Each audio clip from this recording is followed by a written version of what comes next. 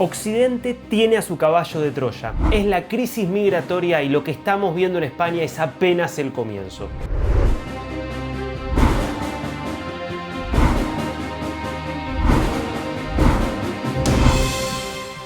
Lo que viste siempre como una crisis humanitaria, como la tragedia de millones de personas desesperadas huyendo de las peores crisis, que se enfrentan a que los países más ricos como Europa y Estados Unidos les dan la espalda, los dejan abandonados y los dejan morir por su egoísmo, por su búsqueda desesperada de dinero, en realidad es parte de un plan que lo que busca es destruir la civilización occidental tal como la conocemos y sobre todo romper las identidades nacionales en búsqueda de un mundo con fronteras abiertas con una motivación 100% económica. Te voy a contar además quiénes están detrás de este plan, que no necesariamente es todo organizado, porque en el medio por supuesto que hay muchísima gente que actúa como idiotas útiles con buenas intenciones, pero que no hay duda de que hay gente con muy malas intenciones, insisto, 100% económicas detrás. Y te voy a contar además también por qué el problema no es la inmigración en sí, porque este proceso que estamos viviendo, sobre todo en los países del mundo más desarrollado en los últimos 30 años, no tiene nada que ver con las grandes oleadas inmigratorias que existieron a principios del siglo XX y finales del siglo XIX.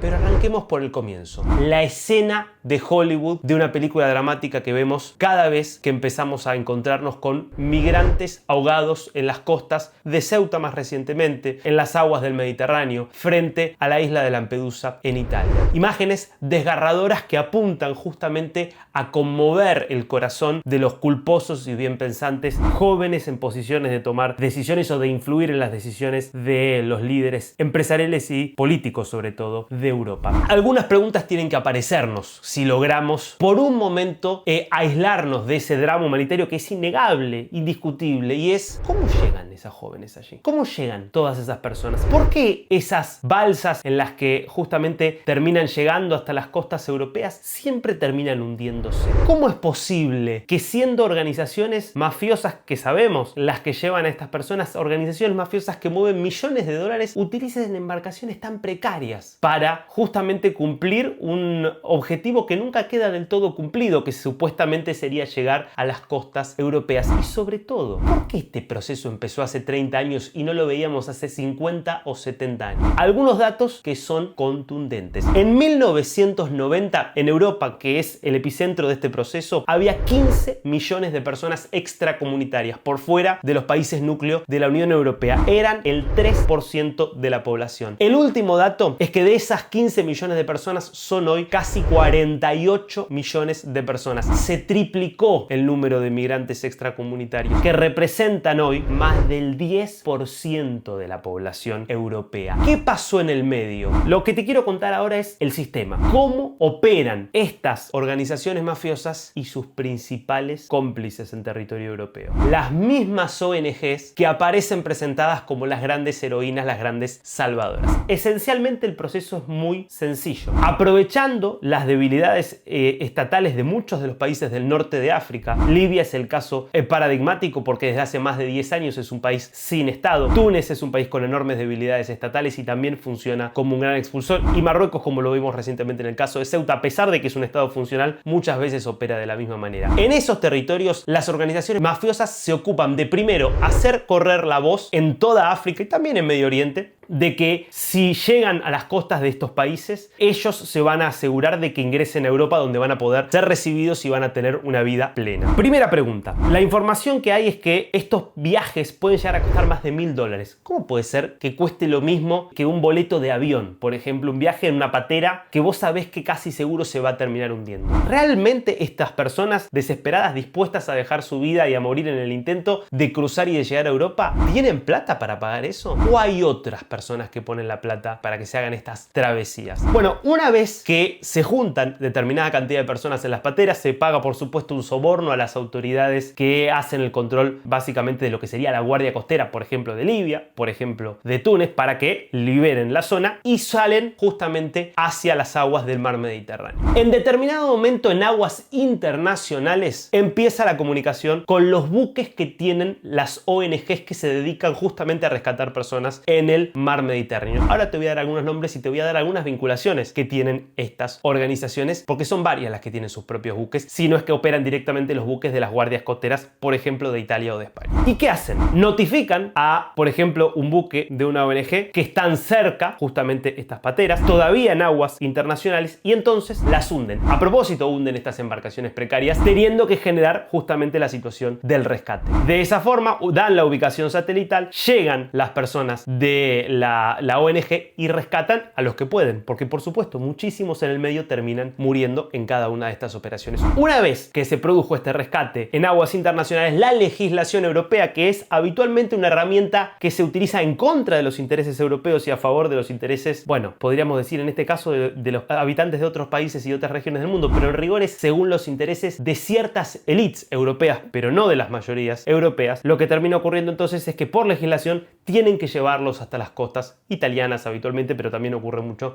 esto también en España, incluso también en algunos casos en Francia. Y entonces comienza un proceso muy delicado donde las reglas y las cláusulas legales hacen que sea prácticamente imposible terminar deportando. Algunos son deportados, otros van a centros de asilos, la mayoría termina metiéndose de un modo u otro en Europa, lo que explica que se haya triplicado esta población. Ahora bien, pregunta esencial para entender este proceso. ¿Por qué te digo que hay una vinculación directa entre estas ONGs y las justamente mafias que operan en estos lugares? Bueno, porque hay muchas investigaciones que de hecho lo avalan. La propia Frontex, que es la agencia fronteriza de control de las guardias costeras que tiene Europa, ha revelado que muchas de estas operaciones se han facilitado, entre otras cosas, porque los buques de estas ONGs están cada vez más cerca de las costas africanas, lo cual permite justamente que estos rescates se produzcan más eficazmente. Hay investigaciones abiertas. En 2017, Carmelo Zúcaro, fiscal jefe de Catania, empezó a investigar justamente si estas ONG no estaban financiando a estos traficantes de personas, porque justamente en el fondo lo que buscan es atraer el mayor número de migrantes. Hay investigaciones que muestran cómo en algunos casos un buque, y esto es por ejemplo un caso del buque Juventa, que fue un caso paradigmático también, y esto fue investigado por la Fiscalía de Trapani en Sicilia, también en ese caso en Italia, realizó 3 operaciones donde ni siquiera hubo rescate, sino que se comprobó por imágenes que los traficantes de personas directamente desde las embarcaciones trasladaban a los migrantes a los buques de estas ONGs. Ahora, ¿qué es lo que se busca con esto? Es muy sencillo. Se busca que haya cada vez más población migrante en una Europa que por supuesto tiene una tasa de natalidad declinante. Y esto es explícito. Si uno ve, por ejemplo, algunas de estas organizaciones, una de las más paradigmáticas es Sea-Watch, nacida en Alemania, justamente la Alemania que durante la cancillería de Angela Merkel recibió más de 1 millón de personas en un lapso muy breve entre 2014 y 2015, argumentando que efectivamente había una crisis social muy grande en Siria. Paréntesis acá. Si vamos a la historia de África y de Oriente Medio, las crisis sistemáticas ocurren por lo menos desde principios del siglo XX, o por lo menos desde mediados del siglo XX. Guerras civiles, matanzas. Sin embargo, estas oleadas migratorias empiezan recién en 1990. Y es que en 1990 empieza a crecer esta idea de un capitalismo global sin fronteras, un capitalismo global sin estados nacionales. Y de hecho, crece el proyecto europeo, sin fronteras internas, con lo que se conoce como el espacio Schengen, que se vuelve especialmente atractiva justamente esta idea para hacer circular la mano de obra por todo el continente. Por eso no es casual que Europa sea el principal blanco. Es además a partir de 1990 que se empieza a desarrollar todo este sistema legal que permite justamente que una vez que un inmigrante llegue legalmente después sea muy difícil expulsarlo. Otra, Sea-Watch, insisto, investigada en muchos de estos casos por sus vínculos directos con estas organizaciones que se dedican justamente al tráfico de personas. ¿Qué otras organizaciones aparecen también teniendo un papel decisivo en el apoyo abierto a la migración descontrolada? Bueno, Open Society. Open Society es una fundación creada por George Soros en Hungría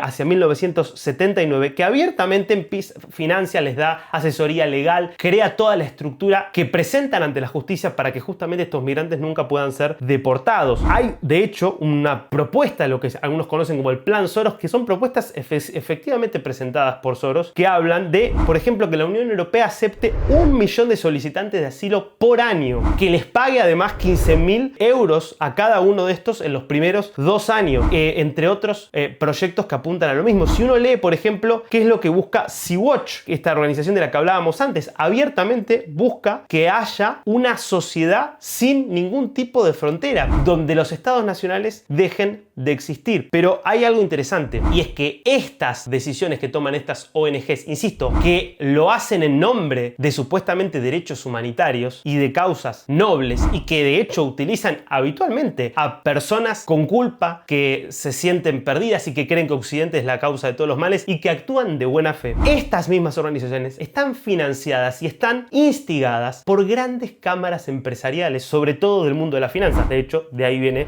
George Soros, que consideran algo clave. Si vos tenés una cantidad ilimitada de mano de obra, el costo del trabajo va a ser cada vez menor. Si vos tenés estados débiles, la posibilidad de regular las actividades empresariales va a ser cada vez menor. Si vos no tenés ningún tipo de limitación que te pueda generar la democracia, por ejemplo, la posibilidad, por lo tanto, de hacer negocios a costa, en muchos casos, de las personas, va a ser ilimitada. Y hay un caso más interesante también, que muestra en este caso una asociación entre algunas cámaras empresariales y sectores de muchísimo poder económico en Europa y en los Estados Unidos con aquellos que son enemigos declarados de Occidente, como por ejemplo Qatar. Porque Qatar, dirigido por básicamente un emir que es miembro de los hermanos musulmanes y que tiene ideología básicamente muy radicalizada respecto de cómo en nombre del Islam hay que combatir a Occidente, ha financiado históricamente a muchísimas de estas organizaciones, ha financiado muchísimos proyectos que buscan justamente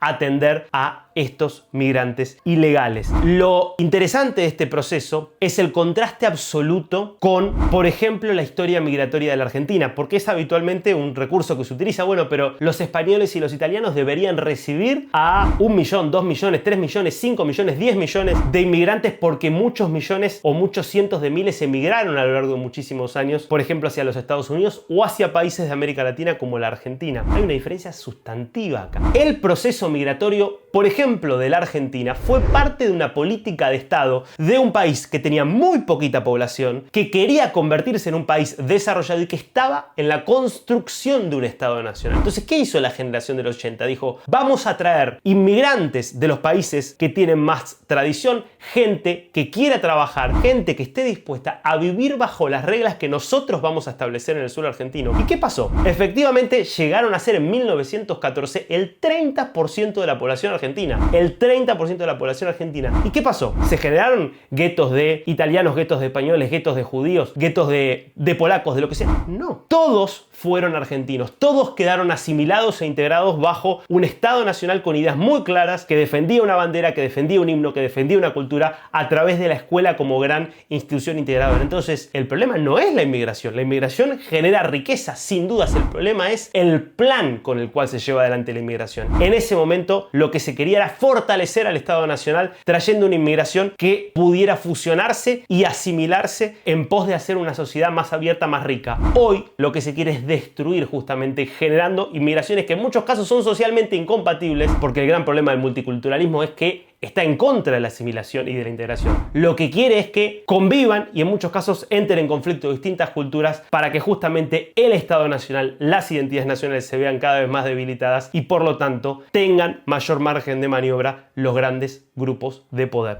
¿Qué es lo que le está poniendo un freno a esto? Que todavía hay democracia en Europa. Y es la misma democracia la que empieza a ponerle freno y la que está haciendo que grandes resoluciones se estén firmando en los últimos años en Europa para poner restricciones cada vez mayores al trabajo de estas ONGs, al funcionamiento de estas mafias, básicamente porque los políticos quieren el poder antes que cualquier otra cosa. Y justamente lo que están viendo es que ha habido un corrimiento muy fuerte hacia la derecha y en algunos casos la derecha más dura, porque es solamente la derecha más dura la que reivindica el derecho de los estados nacionales a decidir lo mismo que decidís vos en tu casa. Y es cómo querés vivir en tu casa, con qué reglas querés vivir y sobre todo a quién querés invitar y a quién no. Algo tan básico como eso que durante 30 años Occidente olvidó y donde aún hoy muchos siguen olvidando. Por eso es un caballo de Troya que ya está entre nosotros, lo que no significa que no se lo pueda expulsar aún.